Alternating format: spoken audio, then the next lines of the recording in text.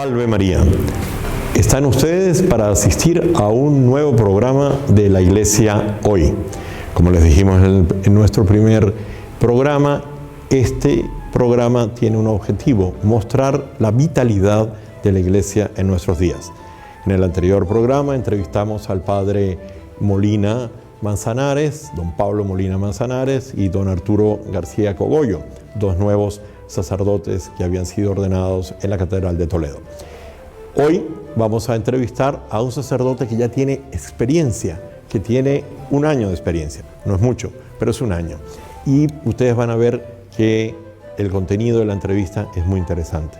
Se trata de un sacerdote piadoso, se trata de un sacerdote dedicado, se trata de un sacerdote que estudia, que quiere mantenerse al día en el pensamiento teológico y filosófico, nacido en la provincia de Guadix, en una parte que fue territorio de la Archidiócesis de Toledo tiempos A, y que fue ordenado sacerdote un año atrás por Monseñor Braulio Rodríguez Plaza, entonces arzobispo de Toledo, hoy arzobispo emérito.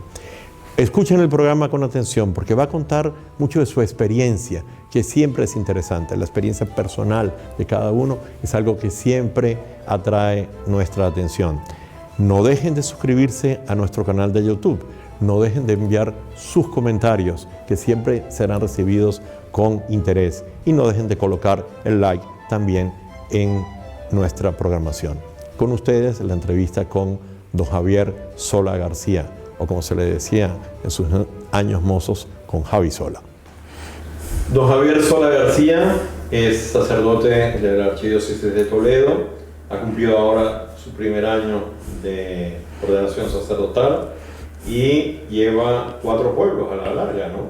Sí, sí. De la zona de la Archidiócesis a camino de la Virgen de Guadalupe, camino santuario de Guadalupe. ¿Cuáles son sus pueblos, Javier? Pues La Estrella es el lugar donde vivo, luego tiene una pedanía que se llama Fuentes y otros 2 pueblos más que son Campillo de la Jara y Puerto de San Vicente. Al hacer el año de la ordenación sacerdotal, cuando nos miramos para atrás, ¿verdad? ¿Qué balance hace usted de este primer año? Pues yo... un año complicado además, porque sí, todo esto, la pandemia y todo. Sí, pues yo el balance que hago, o sea, lo saco en 2 palabras, ¿no? Gracia y misericordia. Al final uno ve como, pues va viendo que el Señor le ha llamado por pura misericordia, por puro amor que tiene que ha tenido hacia mí, hacia mi persona, y que durante este año, pues a pesar de mi pobreza, Él está detrás y Él es el que sostiene, y como el Señor hace verdaderos milagros, ¿no? Con el sacerdocio. Con el sacerdote, pues eso, simplemente ya la celebración eucarística, la celebración de la Santa Misa ya es una cosa grandísima, ¿no? Pero ya el perdón, o sea, cuando se le perdonan los pecados a los fieles, el poderles acompañar en el momento de su muerte, dándoles la unción, pues es también algo bonito, ¿no? Como que el Señor también quiere hacer esa misericordia por mi medio, ¿no?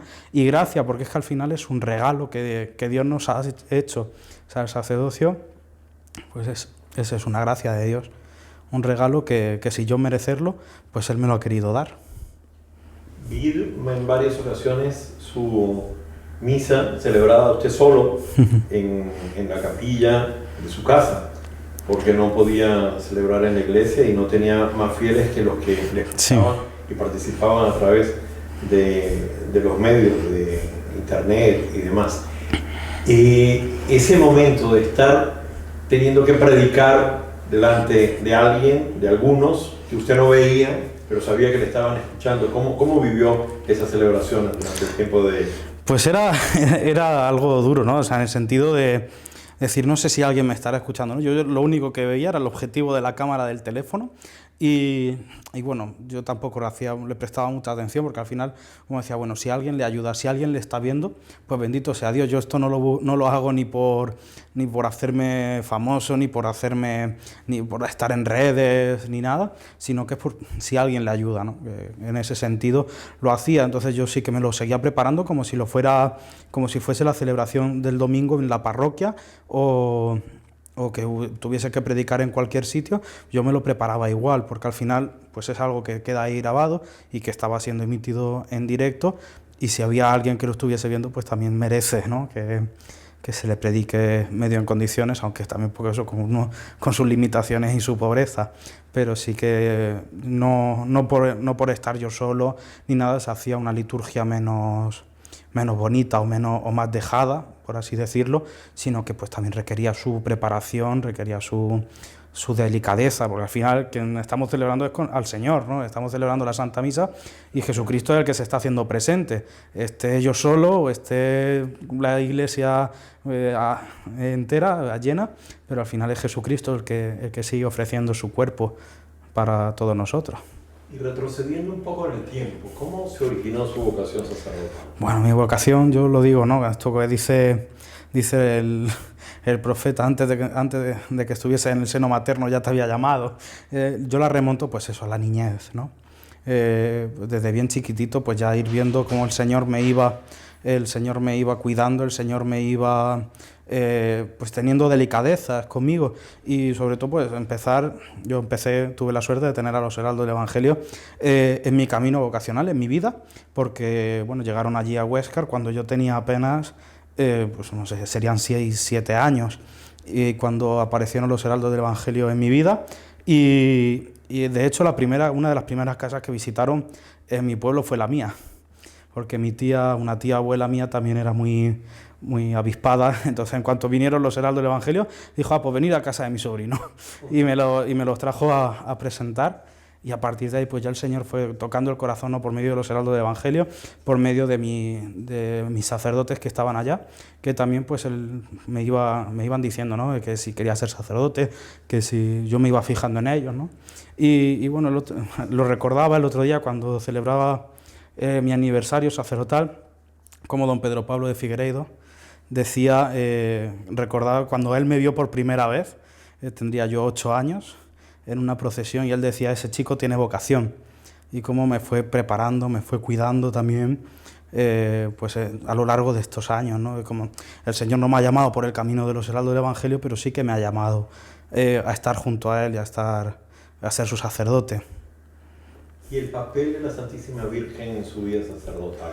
El papel de la Virgen es el papel de la madre, ¿no? O sea, lo he predicado muchas veces, había una predicación popular que hacía San José María Escribá, decía cómo la Virgen pues va cogiendo de la mano como al niño cuando es chiquitito, pues la Virgen va sujetándole, la mamá va sujetándole los brazos para que no se caiga, ¿no?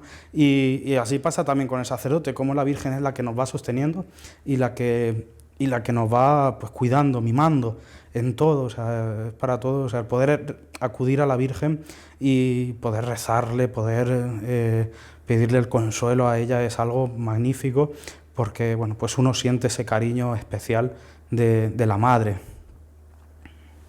Si algún chico estuviese viendo este programa, que ciertamente lo van a ver, y sintiera dentro de sí el llamado a la vida religiosa o al sacerdocio, ¿qué le diría usted? Bueno, que no dude. O sea, lo dijo San Juan Pablo II ya en una de las visitas, no recuerdo en qué lugar fue, pero que no tengan miedo de seguir a Cristo. Al final Cristo no te quita nada, sino que te lo da todo. Y ciertamente uno ve como lejos de lo que te enseña el mundo, ¿no?, de esa libertad que entrecomillada que te presenta el mundo, al final no es sino una esclavitud. Sin embargo, cuando uno decide entrar en la vida consagrada, cuando uno decide verdaderamente cumplir la voluntad de Dios en su vida, es cuando más libre eres. Es cuando pues uno dice, se siente, por así decirlo, ¿no?, podríamos decir, se siente satisfecho, porque Dios te ha llamado, Dios está contigo, y es que, pues eso, experimentar el amor de Dios en tu vida. Y bueno, pues eso, ¿no?, en la entrega, decir, bueno, es que en mi vida puede haber otras personas, puede haber otras circunstancias, pero como el amor que tiene Dios por mí, o sea, no hay nada, y el amor que yo le quiero entregar a Él, pues es infinito, yo no me puedo quedar corto. Nos ha dicho usted de experimentar el amor de Dios en la propia vida. También se experimenta el amor de Dios a través de la cruz. El papel de la cruz en el sí, alma del hombre actualmente.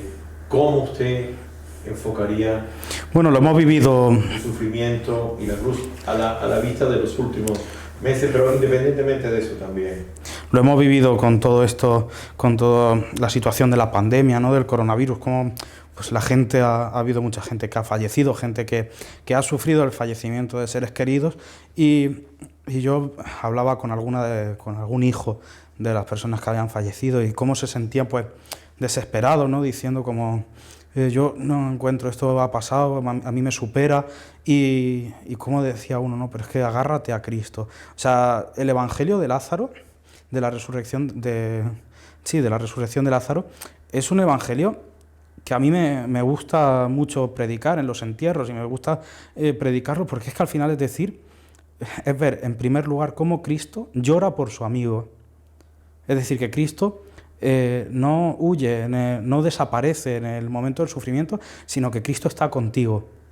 Cristo ha llorado contigo, Cristo te ha acompañado, te abraza, y después ya obra el milagro. Que el milagro en nuestra vida va a ser la resurrección al final de estos tiempos. Pero es saber, ¿no?, y reconocer pues que Cristo también ha pasado por eso, que Cristo también ha sufrido, que Cristo ha padecido por ti, y es el apoyo, ¿no?, donde ir. Y lo vemos, pues también lo he visto en esa gente que ha tenido fallecimiento, y también al final pues lo ve uno en su propia persona. Pues hay momentos de euforia en la vida del sacerdote, pero también hay momentos de cruz, momentos dolorosos. También te encuentras pues son momentos de decir, bueno, ¿qué hago yo aquí? ¿Para qué estoy yo aquí? ¿No? Pues escuchaba pues como el santo cura de Ars al principio pues decía también como veía el pueblo tan pequeñito, que sin nada que hacer, y al final pues cambió Ars, ¿no? O sea, pues, ya la gente iba a Ars a confesar y a escucharle predicar. Y es que al final eso, ¿no? Pues reconocer que Cristo es el que lleva la rienda de tu vida, y saber entregarte pues en todo, ¿no? Hasta en los momentos de la cruz. Y como decía el otro día en las ordenaciones el arzobispo de Toledo, ¿no?, que no se evangeliza lo que no se ama. Tampoco podemos asumir la cruz, tampoco podemos aceptar la cruz en nuestra vida si no la amamos. Si Cristo no hubiera abrazado la cruz, su muerte habría sido prácticamente inútil. Sin embargo, Cristo la agarra, se acoge a ella, la abraza, la besa y dice, voy a morir por todos mis hijos. Don Javier, para que crezcamos en ese amor a la cruz y en esa devoción a la Santísima Virgen, terminamos pidiéndole, como siempre, en estos programas, que nos dé su bendición para los que estamos aquí ahora y para los que le van a ver después. El Señor esté con vosotros, y la bendición de Dios Todopoderoso, Padre, Hijo y Espíritu Santo, descienda sobre vosotros y os acompañe siempre. Amén. Muchísimas gracias. A ustedes.